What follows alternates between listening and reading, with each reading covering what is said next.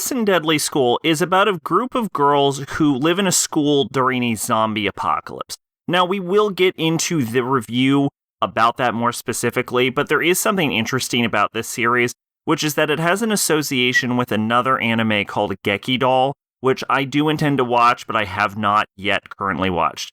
In fact, Crunchyroll claims that Alice in Deadly School is actually an OVA of Doll. And the main linking factor between these two series is that at the Alice in Deadly School, and I believe the first episode of Doll aired as a New Year special, and they were both created by Hoods Entertainment as the animation studio.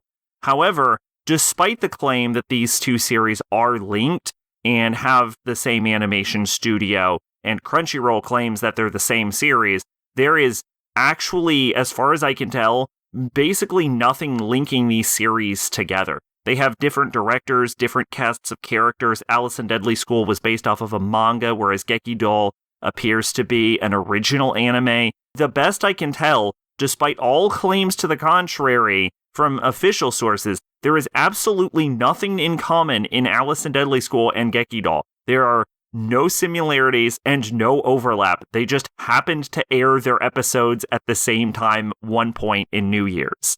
Regardless, Alice in Deadly School is a sort of interesting series as far as a zombie apocalypse show goes. It takes an aspect that I've never really seen before, which is that in a lot of zombie media, you will have the main group of survivors that are slowly whittled down as the survival situation intensifies. And they will encounter other groups of survivors, which are basically just zombie fodder that have no chance of survival and are there to get killed. And what the unique aspect that Alice in Deadly School addresses is that these group of girls in this school are the fodder group. They stand no chance, they have no hope, there's no upside, the ball's always rolling downhill, and they're getting killed fucking constantly.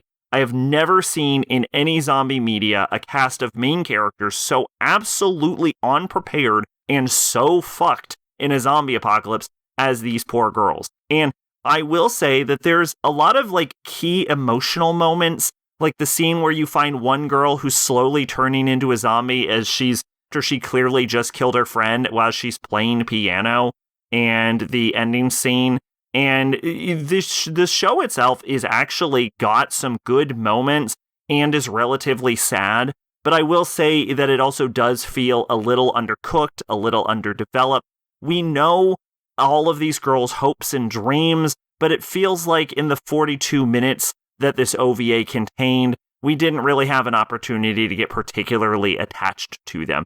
Honestly, I think if this extended outward to, I would even go so far as to say maybe a 3-episode OVA series, just a little bit more time to better establish the zombie apocalypse and the setting and the characters and their relationships, so that when their character arcs end up getting completed towards the end of the OVA, I think that would have been a lot more satisfying. As it stands, though, I have to give it credit for being an OVA that made me feel something in 42 minutes. Twitch and Discord in the description. I've been Sacrobolic, your envoy of hope. Bye-bye.